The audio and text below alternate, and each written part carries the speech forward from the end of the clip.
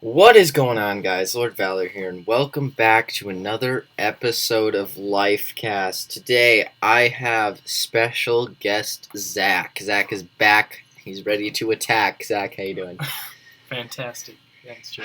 Yeah, so last time I had Zack on, we were just reading through Discord messages and having a good time. Now I've brought him back on so we can have a great conversation about Shang Chi and the Legend of the Ten Rings. So we both saw that in theaters. So we'll be discussing that later in the episode. But first, Zack. Yes. How was your summer, and how have you been adjusting to college life? Well, summer was good. It was just uneventful, despite the car breaking down. I guess that was the only big event, and my birth. But that happened 20 years ago, so. Yeah, your birth is pretty significant. Yeah, but it was good. It's good, and college life is college life. That's all I have really to say about that. Yep. So let's get into some nerdy news. So I'm just gonna read through a couple of things on Disney Plus that I thought would be worth mentioning. Their release, another Marvel What If episode will release today, because as of recording this, it's Tuesday, but when I'm releasing it, it's Wednesday. Oh, very nice. So that's it's pretty gonna meta. be the zombies episode. The zombies episode. I don't know what excited. that has to do with anything and how that happened, but yes. Another thing that is releasing, Pirates of the Caribbean on Stranger Tides will release September 10. So if you really like the Pirates of the Caribbean franchise, then you'll enjoy that. I don't remember. I think that's the third or fourth one. Okay. Another Marvel What If on September 15. I'm just scrolling through here trying to find Star Wars Visions. I have no idea what that is, but it's some Star Wars. September 22, and also another What If episode. Spidey and His Amazing Friends. What? On September 22. I have no idea what that is, but that sounds like a Spider-Man. Sounds like a kid show. Yeah, it sounds like a Spider-Man kids show.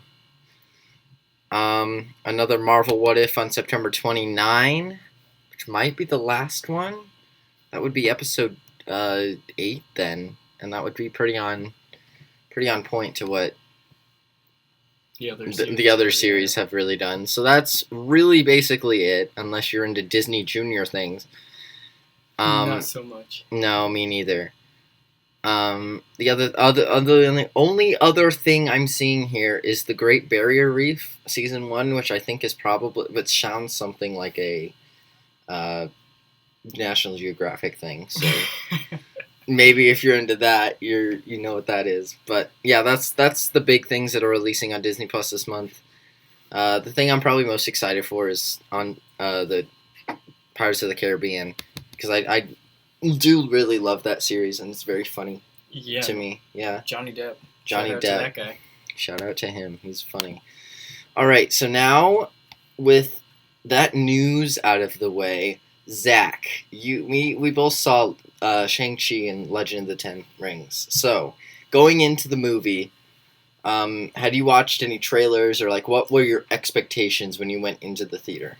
I only saw the very most recent, I guess, trailer where it showed Abomination fighting Wong in the cage, and at that point I was like, oh, this is connected to the bigger Marvel universe, and I'm a lot more excited for this film than I thought I would be. So that was about my only expectation, was how are they going to connect it and what happens after, pretty much. Yep. So what were your initial thoughts of the movie then? Before the trailer? Or? No, when you started watching, what were your initial thoughts? Ooh. When I first started watching, I was kind of, I don't know, I was expecting everything that was coming, because it starts off kind of slow, but it really picks up fast. But it had a nice, normal introduction to Shang's life, which is nice, or Sean, I guess, as he's going in America. I really enjoyed that. It just showed his daily routine, even though this guy is a big deal in the world as it is. There's subtle references to like people going missing, like half the universe going missing thanks to Thanos, like 5 years back. There was one line that gave that away. Yeah. Mm-hmm. So it's like people are trying to deal with that, and they're like, yeah, people can just go missing at any time. This is the world we're living in, so we have to make do with what we got, and that's exactly what Sean and Katie are like faced with. They're stuck at this parking or valet job, and they just want to do something more with their life, even though Sean never admits to that, but you can kind of tell by how he acts later in the movie. He like ran away from something huge, even though he like knew the cost of that because it was like the greater good, because he didn't want to kill people, even though he ended up killing that guy anyway. But it's fine. So when I was going through the movie, I got halfway through the movie, and have you ever seen the movie Slumdog Millionaire? No, I haven't. So for those of you who have seen Slumdog Millionaire, what they do is the plot is that there's this very poor guy that is on the Indian whatever version of Hi guys. Mike is here to fix my brain loop a second. I just gave him the look, and he's here to save me. Yeah, so this guy, he lives in India, and, well, the reason he's going on the show is to find someone, right? That's kind of the reason he's there.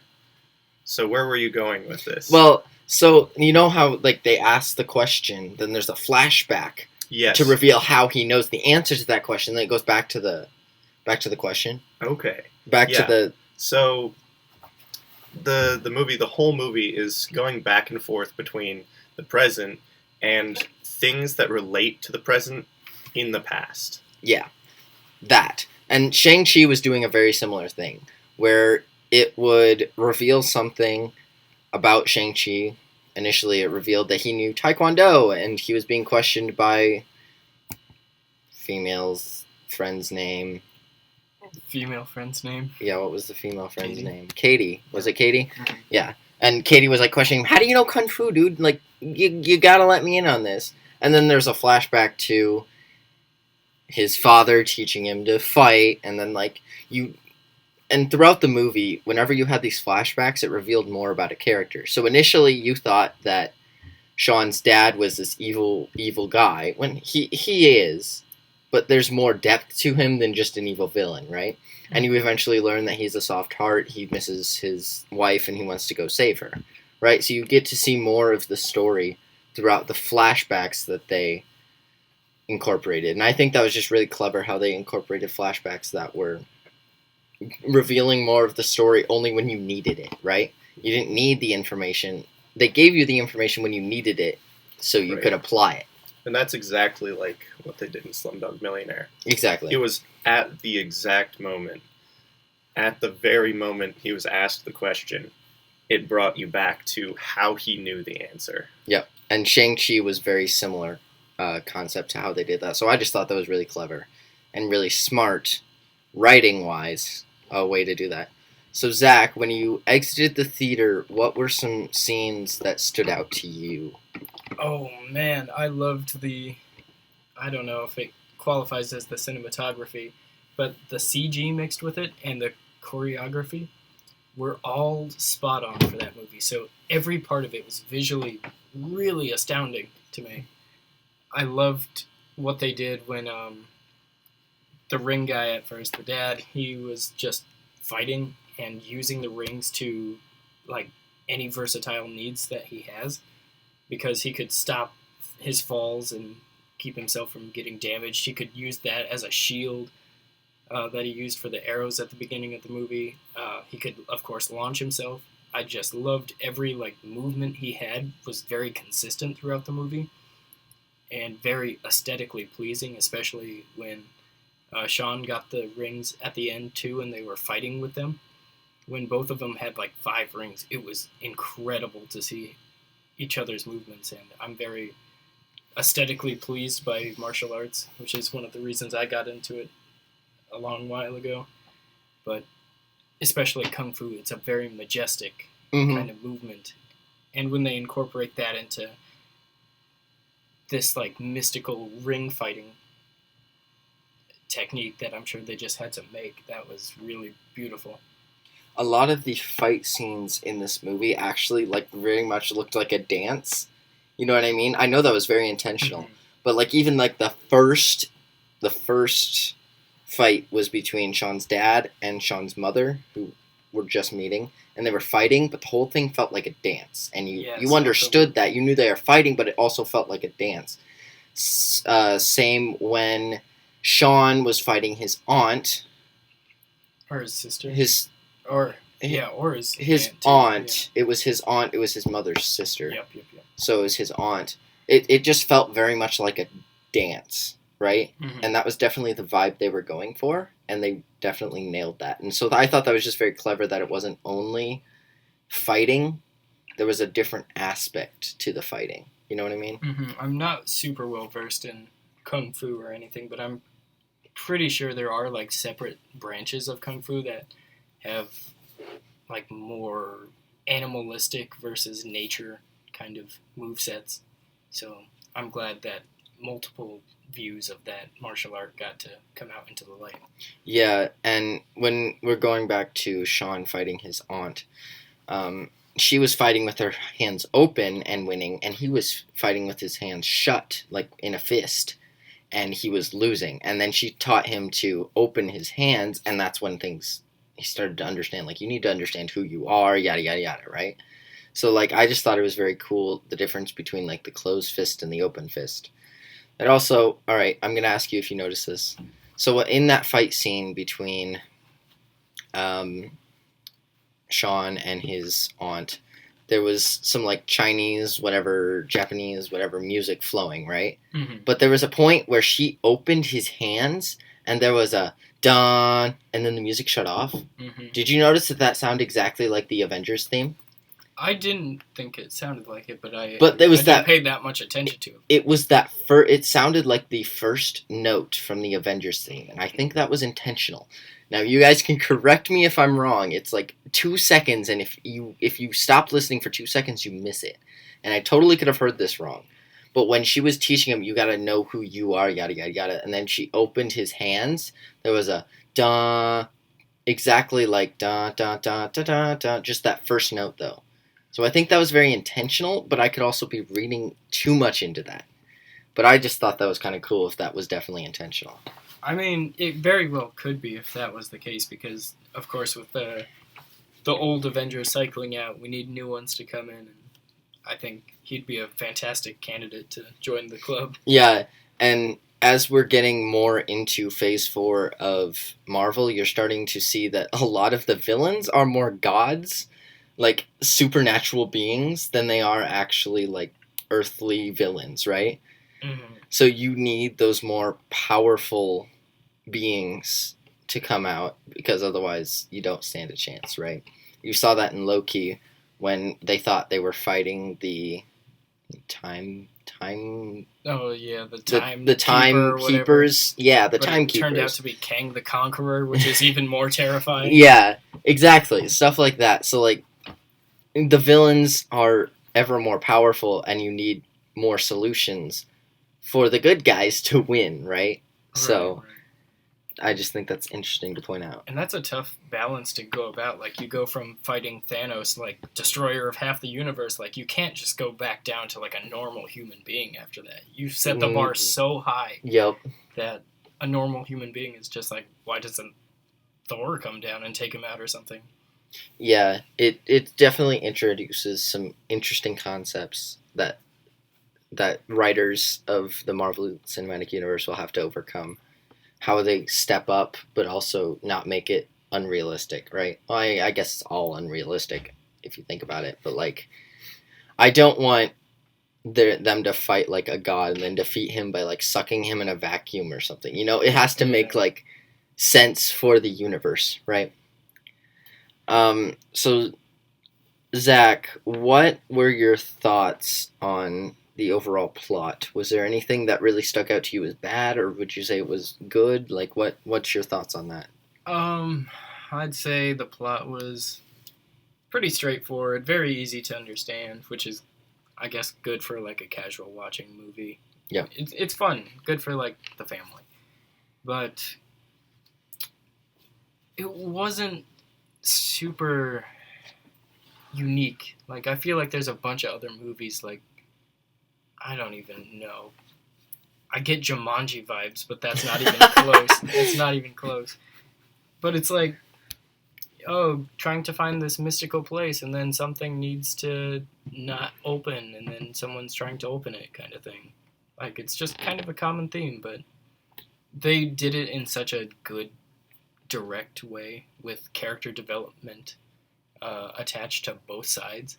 Like, I really enjoyed the villain being his dad because he had very good motives, I'd say. The motives made sense. Yeah, the motives were, like, I could see myself doing it or something like that. Like, if you've lived for, like, 1,000 years and you've conquered every challenge that's faced you, there's no reason why you wouldn't believe, like, hey, my dead wife might be calling to me because I've experienced the supernatural at this point, so, like, maybe it is true. Zach, are you admitting that you've lived for thousands of years? Maybe. Secretly, yes, Zach has lived that long.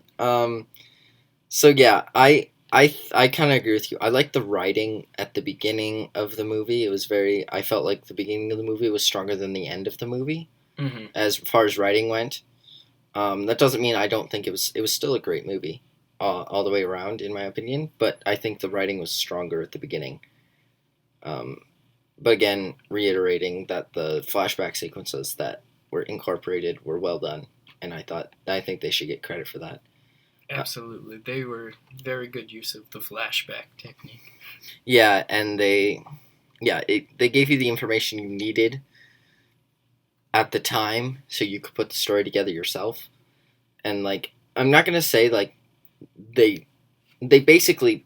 I'm not going to say they fed it to you. You still had to make connections, but they handed it to you on a silver platter sometimes, which wasn't really bad in this case. But it helped you connect the story and only revealed things when it needed to. So that was good. Yeah, I made this funny comment in the movie theater. After he was on the plane, he was like reminiscing about his past, and then Katie was like, "What's up? You gotta let me in." And he was like telling her the story, which was the flashback. So that was a great tie-in. But he's like, "No, I couldn't kill the person that my dad sent a hit out." But then later it's revealed that he did kill it. Yeah. Or kill the guy. But then before we knew this, we get to where he meets his sister, and I don't know where that was, but in that battle tower, pretty much. Yeah, and her little fight arena. Yeah, her fight arena. And then the dad's 10 Rings army shows up and starts, like, killing everyone and stuff. And then, like, you see Shang-Chi fighting, and Katie's trying to survive, and he's just pushing these ninja guys off the scaffolding all the way down, and I was like, there's no way he didn't not kill that guy. Yep. Like, he's very willingly killing these people by just shoving them to their deaths. Well, I mean, they're trying to kill him, so I think there's a point where it's like self-defense, right? I mean, true, but like he's skilled enough to like incapacitate someone without murdering them. So when he was just like shoving people off and stuff, I was like, I bet he killed the guy because it wouldn't make sense if he didn't. Yeah. So that was fun. So let's get into characters. So, Zach, who was your favorite and least favorite character? And that can be based off of like their character, how they were presented in the writing, anything. Ooh. I think first place has to be the dad as the villain because he's very much clear-cut. You know who he is as a character, and you can see his development and why that development was halted during the movie. It's like, this guy is a family man, even though he may not show it. He shows very, like, traditional views, like, from the olden times of, like, I want my son to be my successor and not my daughter. Which is, like, that's kind of janky, but you can understand why he's doing that, I guess. Mm-hmm. And, I don't know, he just had good motives and good reasonings for why he did everything. So that was fantastic. And my least favorite character was probably Knife Hand guy, whatever he was. But I don't know if we count him as a main character. But the guy who, the big fat guy that he fought at the beginning. Yeah, it's like he was a cool guy for Shang to go up against, but he was basically just the I'm strong guy. But when Shang could easily fight him, like on a train while saving other people, it's like that I'm strong motive just doesn't even work anymore because he's not a threat. Yeah. So, second favorite character, Morris. And I'm not going to say more about that because everyone knows why he's a great character. Morris is a great character. Yes. So my least favorite character was actually the sister.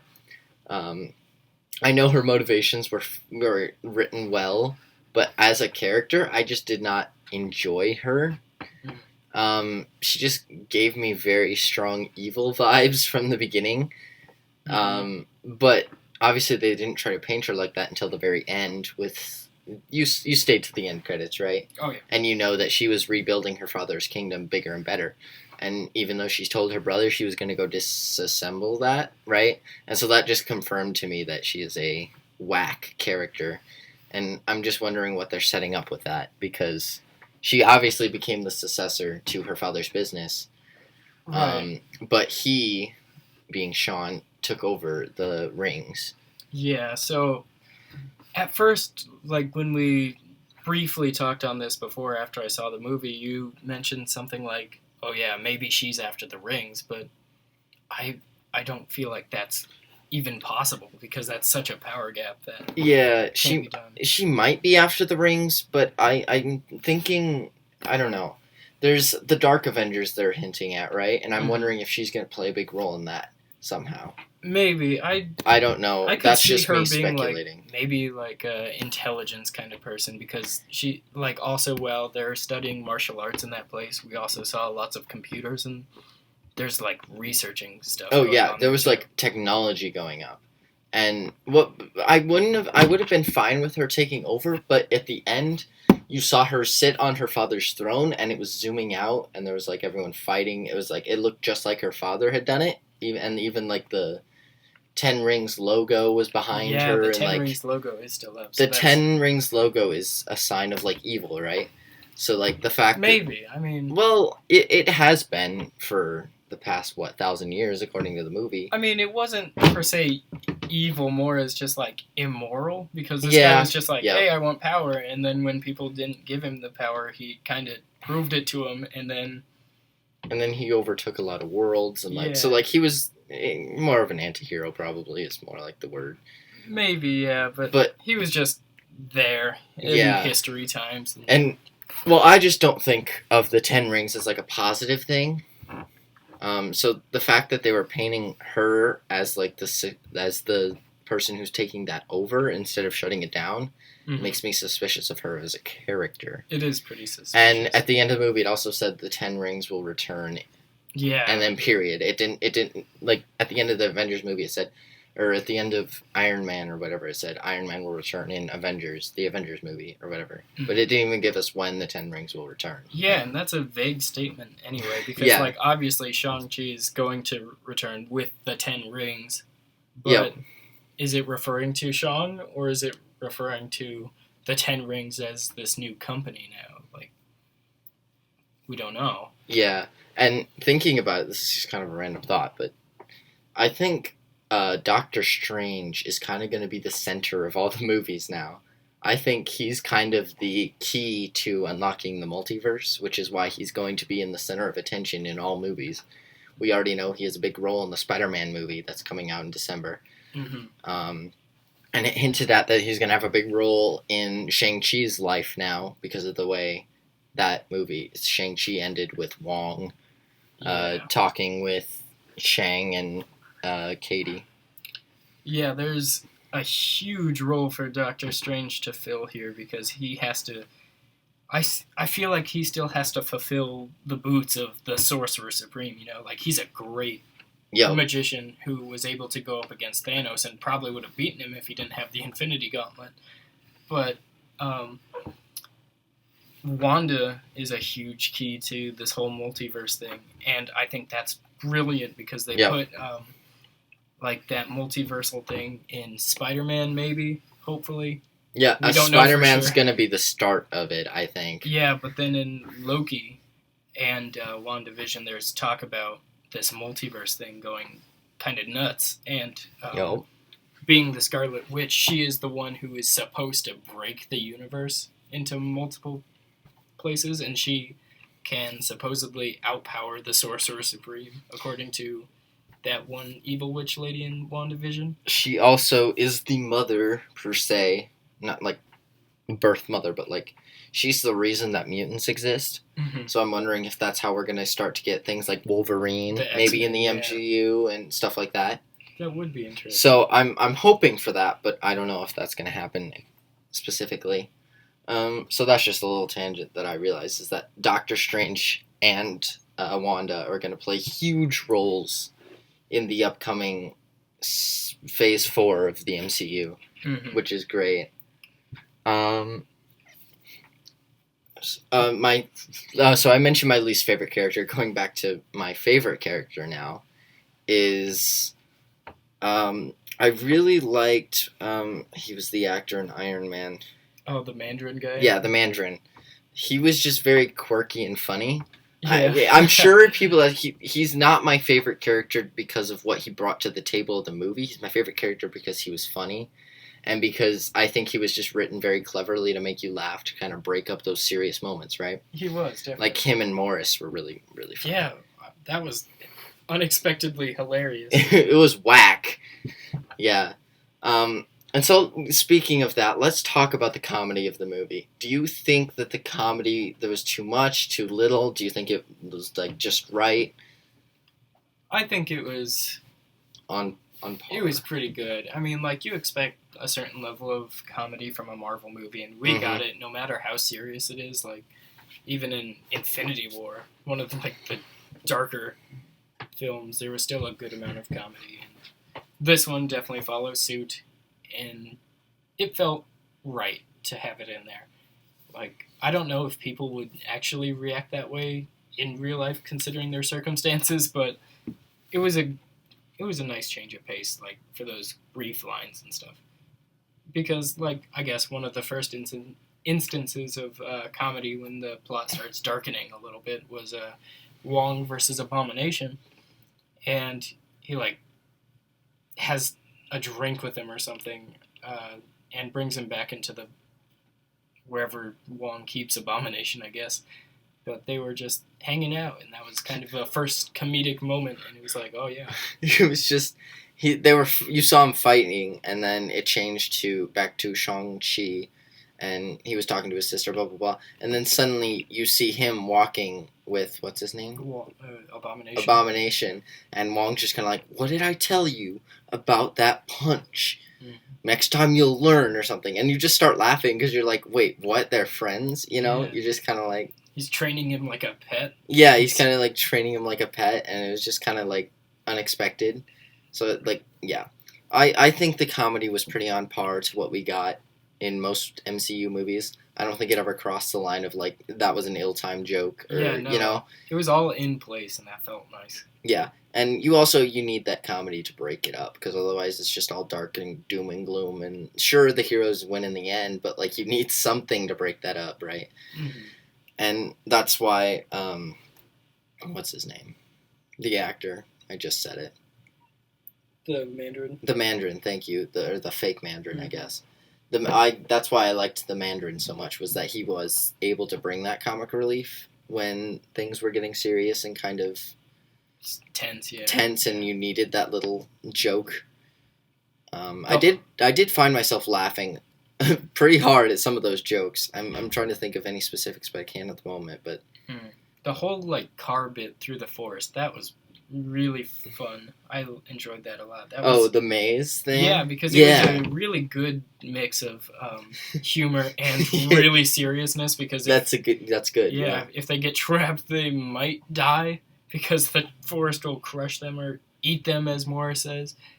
But then you have like just this weird, really snappy, sarcastic comments from the Mandarin talking to Morris like, "Oh, go left right now, hard right." Hard right, and then she's like, "You make a mistake, you're done." Yeah. And he was just kind of like casually, just like telling her where to go, like a second before she had to turn. Mm-hmm. And it was just, it was a good. I agree with you there. It was a good mix of like funny, yet serious tension, right? Yeah, they bust through the bamboo forest, and then they're like, "Morris says you did a very good job." Or something like that. Yes, and now you just have to go through that waterfall, or and it was a very good mix of good comedy.